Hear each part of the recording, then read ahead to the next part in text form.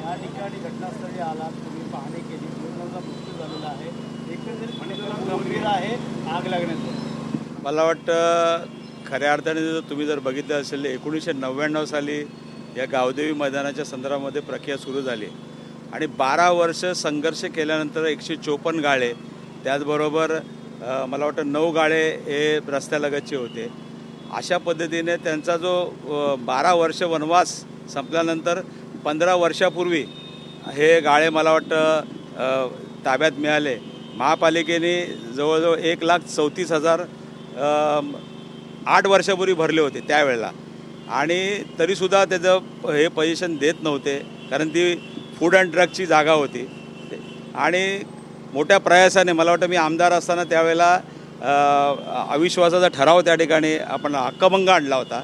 त्याचबरोबर तुम्ही बघितलं असेल की त्यावेळे कोर्टातसुद्धा मी गेलो होतो आणि त्यानंतर मला वाटतं मुख्यमंत्र्यांनी त्याची दखल घेऊन त्यावेळेला ते मंजूर केलं. आणि गेली 15 वर्षापासून दुर्दैवी बाब अशी आहे की ह्या गाळेधारकांना अजून साधे कागदपत्रसुद्धा दिलेले नाहीत, त्याला टॅक्स लावलेले नाहीत. ती मंडळी म्हणतात की आम्हाला जो काय आमचे जे गाळेधारक आहेत त्यांना तुम्ही पोझिशन दिले, तुमच्याकडे रेकॉर्ड आहे, परंतु आज 12 ते 15 वर्ष झाले अजूनही त्यांच्या नावावर किंवा जे कागदपत्र द्यायला पाहिजे होते, इव्हन टॅक्ससुद्धा अजूनही त्याला दिलेले नाहीत. आणि आज तुम्ही बघितलं असेल खऱ्या अर्थाने सर्व जे गाळेधारक आहेत हे वाऱ्यावरती त्या ठिकाणी आहे आणि एवढं मोठं प्रमाणात नुकसान झालेलं आहे. एकतर या गावदेवी याच्याला मोठ्या संघर्षाने या ठिकाणी 15 वर्षापूर्वी हे गावदेवी मैदान आम्ही लोकांनी म्हणजे महापालिकेने उभं केलं आणि आज परिस्थिती अशी आहे की सर्व मार्केटची अवस्था खराब आहे. म्हणजे तुमचं जर भाजी मंडईचं जे मार्केट आहे त्या ठिकाणची सुद्धा अवस्था तशीच आहे की मार्केटमध्ये कोणी आतमध्ये जातच नाही, बाहेरच्या बाहेर त्या ठिकाणी हे केलं जातं. आणि सिक्युरिटीच्या दृष्टिकोनातून या मार्केटमध्ये तुम्ही बघितलं असेल वरती त्या ठिकाणी काही वस्तू आहेत त्या भाड्याने मला वाटतं शासकीय कलेक्टर ऑफिसला किंवा याला दिलेले आहेत. हे मार्केटची जागा असूनसुद्धा या मार्केटमधल्या लोकांना त्या ठिकाणी अजून काही लोकांचं पुनर्वसनसुद्धा या ठिकाणी व्हायचं आहे. आणि हे सर्व मूळ ठाणेकर आहेत, या इथलेच आहेत. या गावदेवी मैदानामध्ये गेले कित्येक वर्षापासून मला वाटतं आता त्यांची काही लोकांची 2री का 3री पिढी आहे आणि हे असतानासुद्धा आज त्यांच्याकडे दुर्लक्ष केलं जात आहे. ही दुर्दैवी बाब आहे. आज या संबंध याच्यामध्ये तुम्ही बघितलं असेल की या ठिकाणी सिक्युरिटी म्हणून जे काय त्या ठिकाणी हे फायर ब्रिगेडची जे साधनं त्या ठिकाणी असायला पाहिजे होती ती नसल्यामुळे त्या ठिकाणी आग विझवली गेली नाही.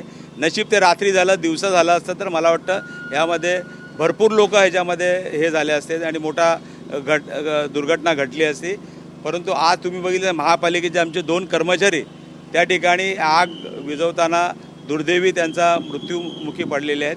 मला तरी आता तरी वाटतं की महापालिकेने ह्या सर्व अद्ययावत असं हे मार्केट परत एकदा बांधून घ्यावं आणि ह्या लोकांना या ठिकाणी या गावदेवी मैदानात तात्पुरतं त्या ठिकाणी शिफ्ट करून हे मार्केट अद्ययावत करून हे करावं, जेणेकरून यांचा गेले कित्येक वर्ष ही मंडळी त्या ठिकाणी धर्मवीर आनंदीगे साहेब असताना हे भाजी मार्केट त्यावेळेला मोठ्या कष्टाने उभं केलं होतं.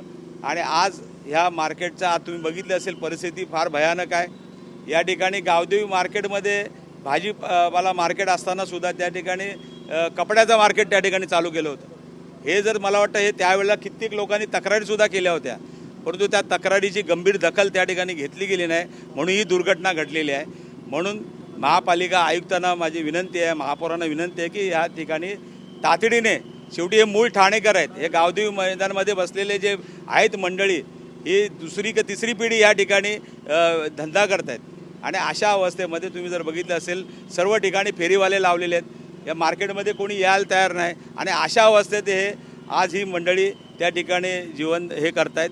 मी परत एकदा नम्र विनंती करेन आयुक्त महापौरांना की त्यांनी या बाबतीमध्ये लक्ष घालून लवकरात लवकर या लोकांना दिलासा देण्याचं आणि त्यांचे कागदपत्र त्यांना देण्याचं काम करावं आणि तात्पुरती या ठिकाणी या मैदानामध्येच या ठिकाणी टेम्पररी हे करून हे नव्याने ही इमारत त्या ठिकाणी बांधली जावी.